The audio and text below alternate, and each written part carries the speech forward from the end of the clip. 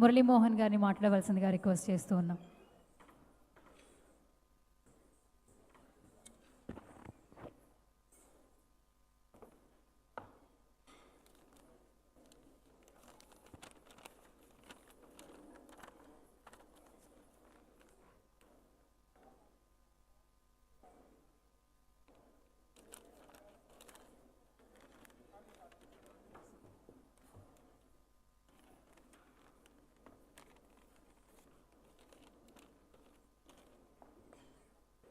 సభకి నమస్కారం.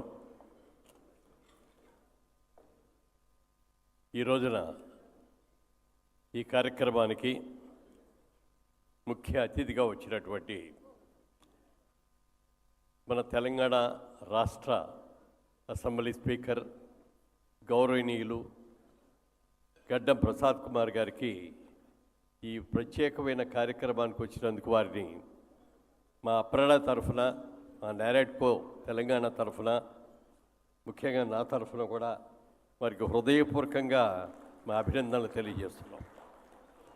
అలాగే ఈ రోజున ఎమ్మెల్సీ భానుప్రసాదరావు గారు కూడా ఈ రోజు అక్కడ రావటం చాలా ఆనందంగా ఉంది. వారికి కూడా నా కృతజ్ఞతలు తెలియజేస్తున్నాను. నారాయణకో తెలంగాణ ప్రెసిడెంట్ శ్రీధర్ రెడ్డి కొప్పుల గారికి, వైస్ ప్రెసిడెంట్ కాళీప్రసాద్ గారికి,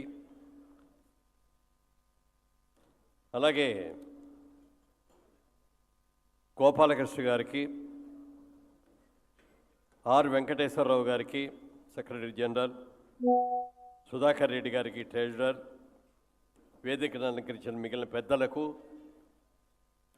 ఈనాటి ఈ సభలో పాల్గొన్నటువంటి నా సోదర రియల్ ఎస్టేట్ డెవలపర్స్కి అందరికీ కూడా, ప్రతి సభ్యుడికి కూడా హృదయపూర్వకంగా పేరు పేరున నా కృతజ్ఞతలు తెలియజేస్తున్నారు. పద్మశ్రీ అవార్డు అనౌన్స్ అయిన తర్వాత చాలామంది ప్రేమగా ఫోన్ చేయటమే కాకుండా ఈ కార్యక్రమాన్ని ఈ రోజున ఇక్కడ ఏర్పాటు చేయటం చాలా ఆనందంగా ఉంది.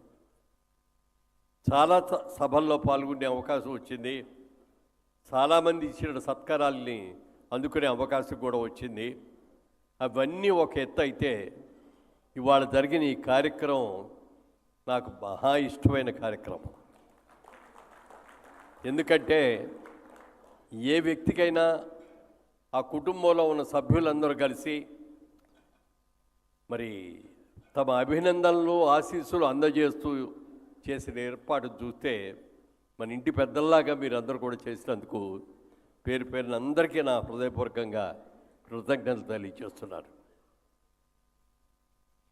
మీకు అందరికి కూడా తెలుసు, ఒకప్పుడు ఇక్కడ రియల్ ఎస్టేట్ వ్యాపారం అంటే చాలా భయంకరంగా ఉండేది. ఏ విధమైన సిస్టమ్స్ లేకుండా ఎవరిష్టం వచ్చినట్టుగా వాళ్ళు చేయటం, ల్యాండ్ అమ్మిన ల్యాండ్నే మరొకటి వచ్చి మళ్ళీ అమ్మటం, ఇట్లాంటివన్నీ కూడా జరుగుతూ ఉండేవి. అలాంటి సందర్భంలో నాకు మా సినిమా హీరో శోభన్ బాబు గారు ఒక రోజున సలహా ఇచ్చారు. మురళీమోహన్ గారు, మీరు సినిమాల్లో సంపాదిస్తున్న సంపాదనని ఎక్కడ ఇన్వెస్ట్ చేస్తున్నారు అని అడిగారు ఆయన. సార్, నాకు చిన్నప్పటి నుంచి కూడా బిజినెస్ అంటే ఇంట్రెస్ట్ సార్, అందుకే నాకు చదువు పెద్దగా వంటబట్టలేదు. కానీ బిజినెస్ చేద్దామంటే డబ్బులు లేవు, ఉద్యోగం చేద్దామంటే డిగ్రీ లేని సమయంలో గుత్తా మాణిక్యాలరావు గారని ఆయన నన్ను పిలిచి, మా కంపెనీ విజయవాడలో బ్రాంచ్ ఓపెన్ చేస్తున్నావు, దాన్ని నువ్వు అందులో జాయిన్ అవుతావా అని అడిగారు. సార్, నా దగ్గర డబ్బులు లేవు, నేను జాయిన్ కాలేను అంటే, మీరు డబ్బులేం పెట్టుబడి వెక్కర్లేదు, వర్కింగ్ పార్ట్నర్గా ఉండండి, నెలకు 100 రూపాయలు జీతం ఇస్తాం, లాభాల్లో 15% వాటా ఇస్తామని చెప్పి ఆయన నాకు ఆఫర్ ఇచ్చారు. దాంతో విజయవాడలో వ్యాపారాన్ని ప్రారంభించాం. చిన్నగా ప్రారంభించిన ఆ వ్యాపారం అంచెలంచెలుగా పెరుగుతూ వచ్చి అదే కంపెనీలో 50% షేర్ హోల్డర్గా అయ్యే అవకాశం నాకు దక్కింది. నేను మొట్టమొదటి నుంచి కూడా ఒకటే అనుకున్నాను వ్యాపారం చేసేటప్పుడు, customer is always right. Customer is our pay master, customer is our God, customer is always right అనేటువంటి ఇవి పెట్టుకొని ఏ రోజున కూడా నా దగ్గరకు వచ్చిన కస్టమర్ డిసప్పాయింట్ అవ్వకూడదు. వచ్చిన కస్టమర్ మన మీద నమ్మకంతో వచ్చినందుకు వారికి నమ్మకానికి కూడా మించి మనం అద్భుతంగా చేసినప్పుడే మనకి మంచి జరుగుతుంది అనే ఆలోచనతోటి వ్యాపారం మొదలుపెట్టాం. సక్సెస్ఫుల్గా జరిగింది. బాగా జరుగుతూ సరదాగా నాటకాలు కూడా వేసుకుంటున్న టైంలో అట్లూరి పూర్ణచంద్రరావు గారు ఆయన 1973 సంవత్సరంలో నా ఫోటో చూసి వెంటనే ఈ అబ్బాయిని పిలిపించండి అని చెప్పి నన్ను పిలిచి కేవలం అరగంట కూడా ఎక్కువ మాట్లాడలేదు. నన్ను ఏ ఊరు బాబు, ఎవరెవరు, నీ వ్యాపారం ఏంటి, నాటకాల్లో వేసావా, ఏ నాటకాల్లో వేసావు అని అడిగారే తప్ప ఓ డైలాగ్ చెప్పు బాబు అని కానీ, ఓసారి అటు ఇటు నడిచిరా బాబు అని కానీ ఇంకేమీ అడగలేదు ఆయన. మా సినిమాలో హీరో నువ్వు చేస్తావా అన్నారు. సార్ హీరో ఇస్తానంటే చేయకుండా ఎట్లా ఉంటారని, తప్పకుండా చేస్తాను సార్ అన్నప్పుడు ఒక చిన్న ప్రాబ్లం ఉంది బాబు. నువ్వు రాకముందు గిరిబాబు గారు అనే ఆయన్ని హీరోగా మేము ఎంపిక చేసుకున్నాం, విలన్ కోసం ఎదురు చూస్తున్నాం. కానీ మీరు వచ్చిన తర్వాత, మిమ్మల్ని చూసిన తర్వాత మీరు హీరోగా వేసి గిరిబాబు గారు విలన్గా వేస్తే బాగుంటుంది అనే ఆలోచన వచ్చింది. ఒక్కసారి ఆయన కూడా పిలిచి ఆయనకి చెప్పి ఆయన కనుక ఒప్పుకునేటట్లయితే మీరు హీరోగా ఎదురు కానీ ఆయన విలన్గా వేస్తారని పూర్ణచంద్ర గారు చెప్పారు. గిరిబాబు గారిని పిలిచి చెప్పగానే తప్పకుండానని నాకు హీరోయే వేయాలని ఏం లేదు, విలన్ కూడా వేస్తారు. రెండు కూడా ఈక్వల్ క్యారెక్టర్స్, ఒకటి ఎక్కువ కాదు ఒకటి తక్కువ కాదు. మరి ఆ క్యారెక్టర్ ఆయన వేయటం మూలంగా 1973లో ఒక సినిమా నటుడిగా అవటానికి మాగంటి రాజారామ్మోహన్ రావు అనే రాజారామ్మోహన్ రాయ్ అని మా పేరెంట్స్ పెట్టిన పేరుని షార్ట్ కట్ చేసి రాజ్బాబుగా పాపులర్ అవ్వటం. అలాంటి రాజ్బాబుని నన్ను మురళీమోహన్గా మార్చింది అట్టూరు పూర్ణచంద్రరావు గారి. అప్పటికే ఒక రాజ్బాబు సినిమా ఇండస్ట్రీలో ఉండటం మూలంగా, మేము నటించిన మొదటి చిత్రంలో ఆయన కూడా ఉండటం మూలంగా ఇద్దరు రాజ్బాబులు అంటే కన్ఫ్యూజన్ వస్తుందండి, అందుకని వేరే పేరు పెడదామని ఆయన చెప్పడం, దానికి అంగీకరించి ఆయన పెట్టిన పేరే మురళీమోహన్ అనే పేరుని వారే పెట్టారు. ఆ సినిమా మంచి పేరే వచ్చింది. తర్వాత కొన్ని సినిమాల్లో నటిస్తున్నప్పుడు దాసరి నారాయణరావు గారితో పరిచయం జరగటం, ఆయన నా ఇంట్రెస్ట్ని, నా సిన్సియారిటీని నన్ను గుర్తించి, మురళి మా సినిమాలన్నింటిలో నువ్వు హీరోగా ఉంటావు, నిన్ను పైకి తీసుకొచ్చే బాధ్యత నాది అని చెప్పి మాటిచ్చి ఆయన నన్ను పైకి తీసుకొచ్చాడు. చాలా సినిమాల్లో ఆయన దాదాపుగా 40 సినిమాల్లో ఆయన డైరెక్షన్లో నేను నటించే అవకాశం నాకు కలిగింది. అలా ఉన్న టైంలోనే జైబేరి సంస్థ పెట్టి మేము సినిమాలు కూడా తీయటం మొదలుపెట్టాం. మొదటి సినిమా వారాల అబ్బాయి, అప్పటికది నాకు 100వ సినిమా మంచి హిట్ అయ్యింది. జైబేరి సంస్థ బాగా ఎస్టాబ్లిష్ అయ్యింది. తర్వాత శోభన్ బాబు గారిని హీరోగా పెట్టి నేను చంద్రమోహన్ గారు ముగ్గురు కలిసి 3 హీరోలుగా ముగ్గురు మిత్రులు అనే సినిమాలో నటించేటప్పుడు శోభన్ బాబు గారు అడిగారు, మీ సంపాదన నేను ఎక్కడికి ఇన్వెస్ట్ చేస్తున్నారని మురళీమోహన్ గారు అని అడిగారు ఆయన. సార్ నాకు బిజినెస్ అంటే ఇంట్రెస్ట్ అండి, అందుకని సినిమాలు తీసుకున్న కంపెనీ పెట్టుకొని నాకు నచ్చిన సినిమాలు ఉంటే రైట్స్ కొనుక్కుంటున్నానండి, ఇంకా ఏదైనా బిజినెస్ చేయాలి అనే ఆలోచనతో 2 డిస్ట్రిబ్యూటింగ్ కంపెనీల్లో షేర్ హోల్డర్ని అయ్యానండి. హైదరాబాద్లో ఒక డిస్ట్రిబ్యూటింగ్ కంపెనీ, విజయవాడలో ఒక డిస్ట్రిబ్యూటింగ్ కంపెనీలో జాయిన్ అయ్యాను అన్న. అప్పుడు ఆయన ఒకటే మాట అన్నారు, మీరు చెప్పిన మిగిలిన అన్నీ చాలా బాగున్నాయి కానీ ఆఖరిలో చెప్పిన ఈ 2 మాత్రం మీరు తప్పు చేస్తున్నారు అన్నాడు. ఎందుకనండి అన్న, ఆ కంపెనీలో మీరు ఎప్పుడన్నా కూర్చొని వెళ్ళి చూస్తారా అన్నారు. అంత అవకాశం ఉండదు కదండి, సినిమాల్లో నేను బిజీగా ఉన్నాం కదా అన్నారు. ఎవరో కష్టపడి సంపాదించి నీకు ఇస్తారని నువ్వు అనుకుంటే నీ అంత తెలివి తక్కువ ఎవడో ఉండడం వల్ల మాట అన్నారు ఆయన. లేదండి వాళ్ళు చాలా మంచివాళ్ళు, అలాంటివి జరగదు సార్ అని చెప్పి అన్నాను. కానీ సంవత్సరం తిరగకుండానే 2 కంపెనీలు కూడా మూతపడిపోవడమే కాకుండా వాళ్ళు చేసిన అప్పులు కూడా తీర్చవలసిన బాధ్యత ఆ కంపెనీలో పార్ట్నర్ కావటం మూలంగా నా మీద పడింది.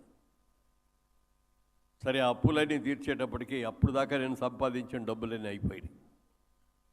మళ్ళీ ప్రొడక్షన్లోకి చేయటం, నాకు వెన్నుదన్నుగా నా తమ్ముడు దుగ్గిరాల కిషోర్ ఇక్కడే కూర్చున్నారు. ఆ శివరాయ్ ఎప్పుడు రారు ఇట్లాంటి సభలకి, ఒకసారి లేచి కూర్చుండి అందరూ ఒకసారి చూస్తారు.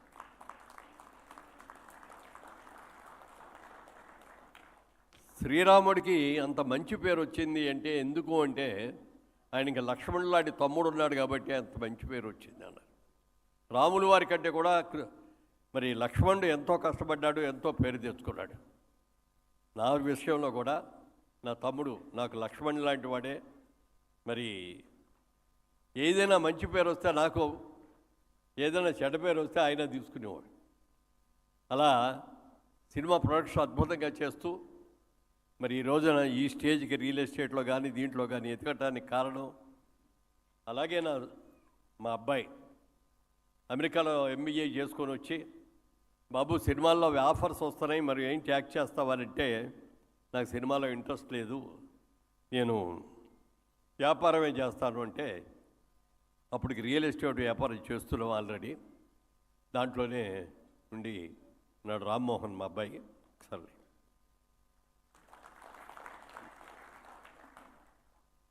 ఈ రియల్ ఎస్టేట్లోకి రావాలి అన్న ఆలోచన నాకు ఎందుకు వచ్చిందంటే శోభన్ బాబు గారిని అడిగాం, ఏమంటే మీరు చెప్పినట్టుగా నా 2 వ్యాపారాలు కూడా బయట పెట్టి పోతాయి అన్నారు, లాభం లేదన్నారు, అవి నిజంగానే నష్టపోయానండి. మరి నాకంటే పెద్ద హీరో, నాకంటే ఎక్కువ డబ్బులు తీసుకుంటారు, నాకంటే ముందు నుంచి హీరోగా ఉన్నారు, మీ డబ్బులు మీ సంపాదన అంతా ఎక్కడ పెడుతున్నారు సార్ అని అడిగాను నేను ఆయన్ని. అప్పుడు ఆయన ఒక మాట చెప్పారండి, అందరికీ తెలిసిన మాట అయినా ఆ టైంలో నాకు ఎలా అనిపించిందంటే ఆయన చెప్పిన మాట, మహాభారత యుద్ధం జరుగుతున్నప్పుడు కురుక్షేత్రంలో అర్జునుడికి నేను చేయలేను, నేను యుద్ధం చేయలేను, నా కుటుంబ సభ్యుల్ని, నా పెద్దల్ని, నా స్నేహితుల్ని, సన్నిహితుల్ని అందరూ కూడా నేను చంపేస్తున్నాను అని చెప్పి అస్త్ర సన్యాసం చేస్తే అప్పుడు కృష్ణ భగవానుడు భగవద్గీత బోధించారు ఆయన. ఆ భగవంతుడు కృష్ణ భగవంతుడు చెప్పినట్టుగా ఆయన అర్జునుడు విన్నాడు కాబట్టే మహాభారత సంగ్రామంలో విజయాన్ని సాధించగలిగారు. అలాగే నాకు కూడా సినిమా ఇండస్ట్రీలో నాకు మంచి మిత్రుడిగా ఉన్నటువంటి శోభన్ బాబు గారు ఇచ్చిన సలహా ఒకటే చెప్పారు ఆయన, ఈ ప్రపంచంలో 3 వంతులు సముద్రమే ఉంది, 1 వంతు మాత్రమే భూమి ఉంది. ఆ భూమిలో కూడా మంచు పర్వతాల్లో ఉండలేము, ఎడారుల్లో ఉండలేము, నివాసయోగ్యంగా ఉండే స్థలాలు చాలా తక్కువ. జనాభా చూసుకుంటే అన్ని దేశాల్లోనూ విపరీతంగా రోజుకి పెరిగిపోతున్నారు. రాబోయే రోజుల్లో ల్యాండ్కి డిమాండ్ విపరీతంగా వస్తుంది, ఎందుకంటే ల్యాండ్ని మనం క్రియేట్ చేయలేం. ఒకటి క్రియేట్ అయిన ల్యాండ్ ఏదో ఉందో ఆ ల్యాండే తప్ప అంతకంటే ల్యాండ్ కూడా క్రియేట్ చేయలేం. అందుకని మంచి డిమాండ్ రాబోయే రోజుల్లో వస్తుందనే ఆలోచనతో నా ప్రతి రూపాయి దాని మీద ఇన్వెస్ట్ చేస్తానని ఆయన చెప్పిన మాట నా జీవిత గమనాన్ని మార్చింది. చాలా మంచి మాట చెప్పారని అనిపించింది.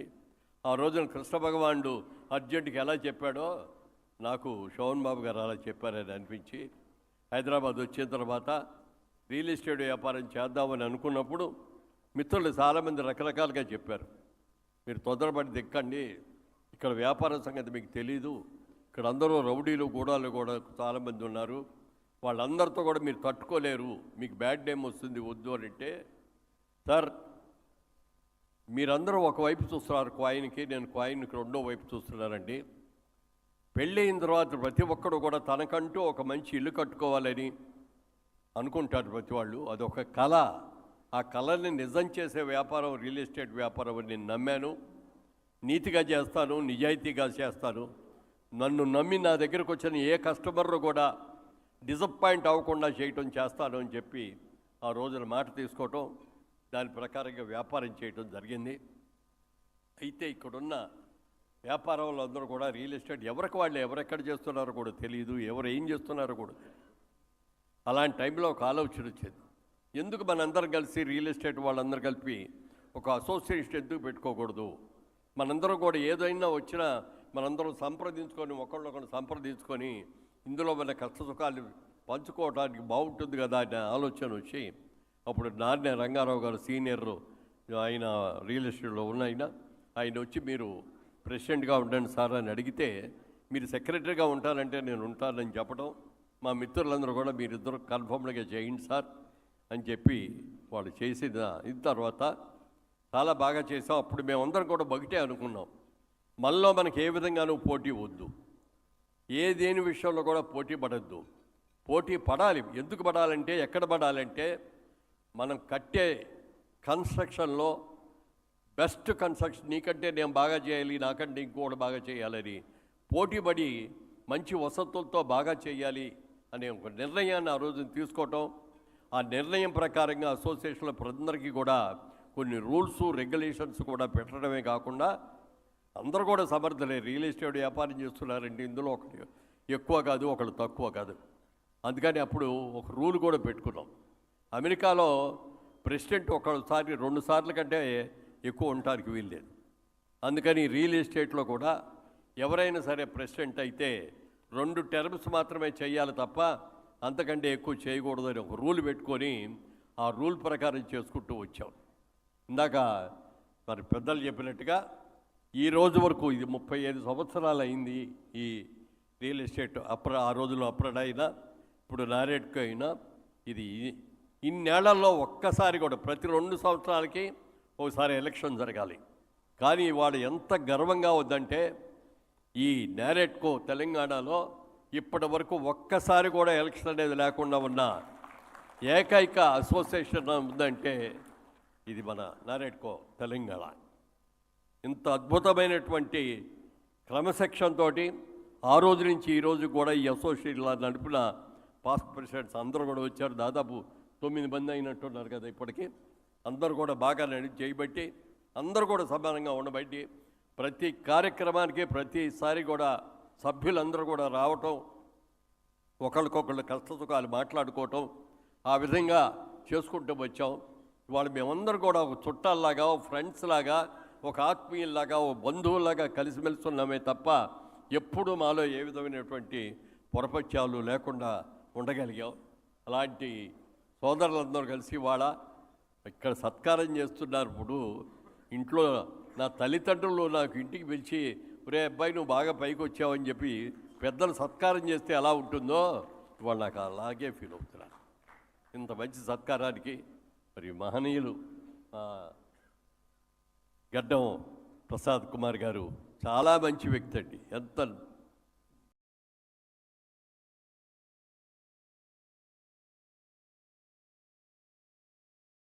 మంచి వ్యక్తితో చెప్పడానికి వెళ్ళేది. నాకున్న ఇప్పుడున్న ఈ మధ్యకాలంలో నాకు మిత్రులై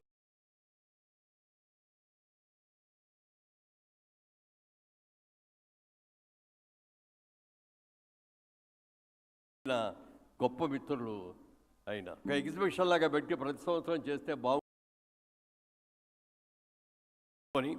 దాని ప్రకారం ఎవ్రీ ఇయర్ మరి బ్రహ్మాండంగా ఎగ్జిబిషన్స్ పెట్టి అందరికీ కూడా, అంటే బిల్డర్స్కి, డెవలపర్స్కి, అలాగే కాంట్రాక్టర్స్కి, బ్యాంక్స్ వాళ్ళని అన్నీ కూడా అక్కడే ఉండి ఒకే చోట ఉండేటట్టుగా చేస్తున్నాం. చాలా సక్సెస్ఫుల్గా జరుగుతోంది. ఇవాళ రోజున అందరూ కూడా ఇంత బాగా సక్సెస్ఫుల్గా చేస్తున్నందుకు పేరు పేరున అందరికీ, మా సోదరులకి, మరి మా తమ్ముళ్ళలో అన్నలలో ఏమైనా తెలీదు, ఎందుకంటే వయసులో వాళ్ళందరికంటే బహుశా నేనే పెద్దవాడిని అయి ఉంటాను. అందరికీ కూడా అభినందనలు తెలియజేస్తూ రాబోయే రోజుల్లో ఇంకా ఇంకా మంచి పేరు తెచ్చుకోవాలి.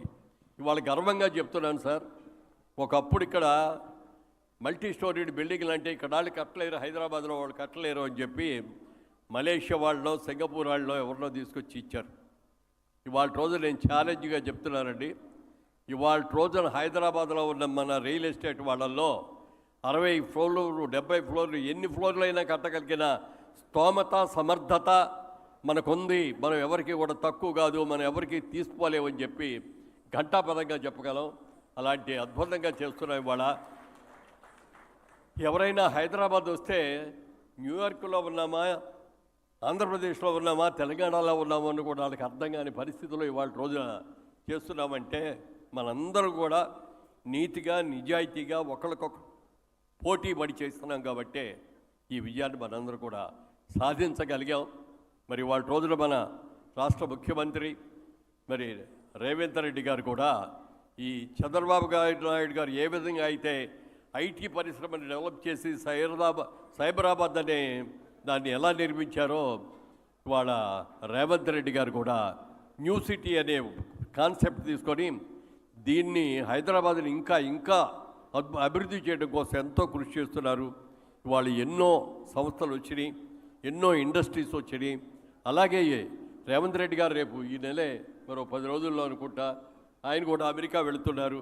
మళ్ళీ ఒక 10 మందిని అక్కడ ఉన్న ఇండస్ట్రియలిస్టులందరినీ ఇక్కడ కలుసుకొని మీరందరూ కూడా హైదరాబాద్ రండి, మీరందరూ కూడా ఇండస్ట్రీస్ పెట్టండి, మీకు కావలసిన సౌకర్యాలన్నీ కూడా మేము ఇవ్వడానికి సిద్ధంగా ఉన్నామని చెప్పి వారిని ఇంకా అందరినీ తీసుకొస్తారు.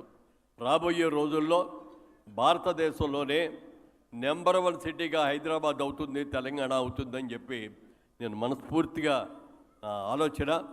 అలాగే అమరావతి క్యాపిటల్గా ఆంధ్రప్రదేశ్లో కూడా కొత్త రాష్ట్రం అయినా అది కూడా పోటీపడి ఇద్దరు కూడా పోటీపడి ఒకరికొకరు పోటీపడి అభివృద్ధి చేయాలని మంచి అవగాహనతో పోటీపడాలి, ఆరోగ్యకరమైన పోటీపడాలి తప్ప మరొక విధంగా కాదని కూడా తెలియజేస్తూ ఇంత మంచి కార్యక్రమంలో పాల్గొనే అవకాశం ఇచ్చినందుకు కృతజ్ఞతలు తెలియజేస్తూ అందరి దగ్గర సెలవు తీసుకున్నాను. జై Hind. Thank you sir, thank you so much. Such a lovely words. మీరు ఎప్పుడు ఇంతే ఆనందంగా సంతోషంగా ఉండాలని మనస్ఫూర్తిగా కోరుకుంటున్నాం. ప్రతి ఒక్కరికి ఇన్స్పిరేషన్గా నిలవాలని కూడా ఆశిస్తూ ఉన్నాం. సో ఇప్పుడు ఐ రిక్వెస్ట్ భానుప్రసాద్ గారికి రవీందర్ రావు గారు శాలువా కప్పి సత్కరించవలసిందిగా రిక్వెస్ట్ చేస్తూ ఉన్నాం.